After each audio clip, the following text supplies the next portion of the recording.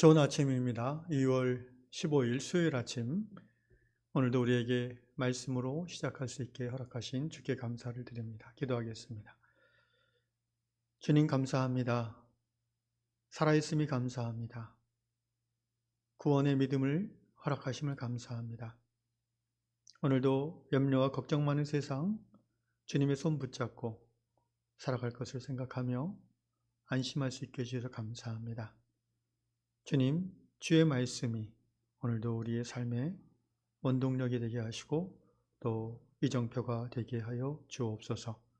성령님 임하시옵소서. 예수 그리스도 이름으로 기도하옵나이다. 아멘.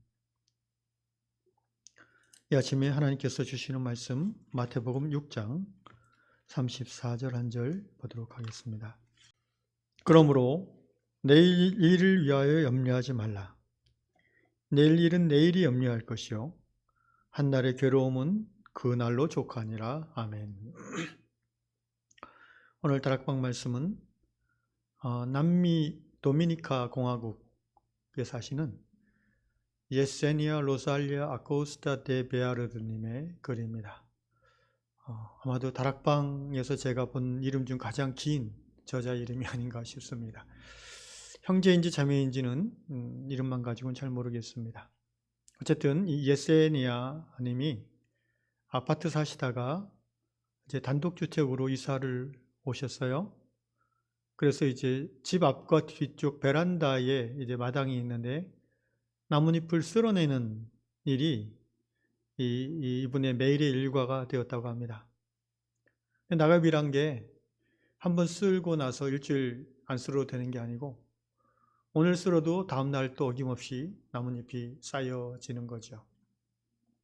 그래서 예세니아 님이 처음에는 이제 오늘 아예 이틀치 나뭇잎 쓰는 것을 다 하고 내일은 쉬어야겠다 해서 마당에 떨어진 나무잎뿐 아니라 나무를 막 발로 차고 흔들어 가지고 다 떨어뜨려 놓고 청소를 했어요. 그럼 내일은 이제 별로 없겠지. 근데 다음날 아침에 보니까 또 나뭇잎이 쌓여 있습니다. 본인도 그래서 얘기하는 것처럼 이 예세니아님의 이 삶의 스타일이 이런 것 같아요.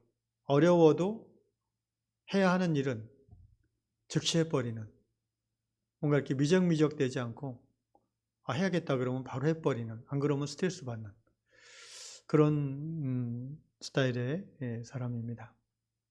근데 낙엽 쓰는 일이 그렇잖아요. 한꺼번에 한 주 일치를 할 수 없는 거 아닙니까? 마찬가지로 우리 인생도 뭔가 오늘 해놓으면 되겠지? 그런데도 내일 또 해야 될 거리가 생기는 게 인생이지요. 예세니아 씨는 자신의 이런 모습을 이제 마당 쓰는 일을 통해서 깨달았습니다. 그래서 이런 얘기를 합니다. 어차피 문제는 매일 생긴다. 그러므로 그 순간순간 주님을 의지하는 믿음으로 불평하지 않고 그 순간에 주어진 일을 기쁨으로 행해야 되겠다, 이런 깨달음을 갖게 되었다고 합니다. 그 후로 예세니아 씨는 낙엽이 매일 떨어지는 것에 대해서 불평하지 않는다고 합니다. 또 매일 일어나는 별로 좋지 않은 일들에 대해서도 염려하거나 걱정하지 않게 되었습니다. 대신 모든 상황에서 하나님의 인도하심을 기대하고 또 주님의 가르쳐 주시는 대로 따라 행하고자 노력한다고 합니다. 그리고 이분이 기도하는 것은 그 모든 상황 속에서 영적 분별력을 갖게 해옵소서 주님께 기도하고 있습니다. 그렇습니다. 오늘 마태복음 말씀 6장 34절, 어떻게 보면 참 기가 막힌 말씀인데요. 다시 한번 읽어보겠습니다. 그러므로 내일 일을 위하여 염려하지 말라. 내일 일은 내일이 염려할 것이요 한날의 괴로움은 그날에 족하니라. 영어 NIV 보니까 Do not worry about tomorrow, for tomorrow will worry about itself. 내일 일은 내일 염려할 것이다.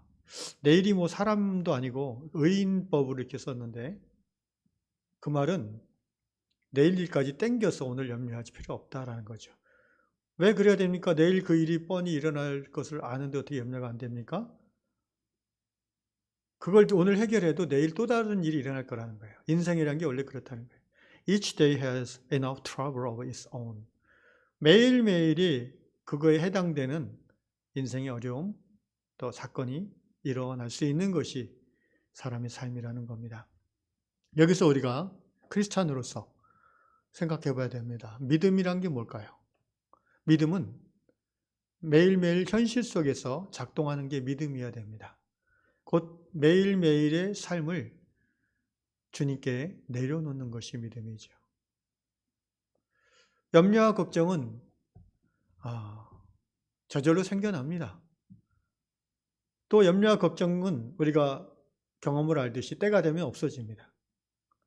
만약 그 염려와 걱정이 아직까지 계속 유지된다면 그 염려가, 그 걱정이 우리가 어떻게 살 수 있겠습니까? 지금까지 우리 인생을 돌아볼 때에 옛날 그 순간에는 와, 이거 해결 안 되면 정말 죽을 것 같은데 라고 했던 것들도 지나고 보면 다 해결되지 않았습니까? 그렇다고 해서 주님께 매일을 맡겨드리는 신앙이란 것이, 믿음이란 것이 될 대로 되라, 뭐 어떻게 되겠지, 막연한 그런 무책임함을 의미하는 것은 아니죠. 믿음이란 것은 염려와 걱정을 주님께 내려놓고 내가 할 수 있는 바 do my best, 최선을 다하는 거죠. 그런데 내일 일어날 염려스러운 사건까지도 미리 땡겨서 조바심 내서 하지 말라는 것이죠. 그것은 믿음의 태도가 아니라는 거예요. 오늘 내가 최선을 다해서 오늘 일어난 일을 해결해 나가면 됩니다.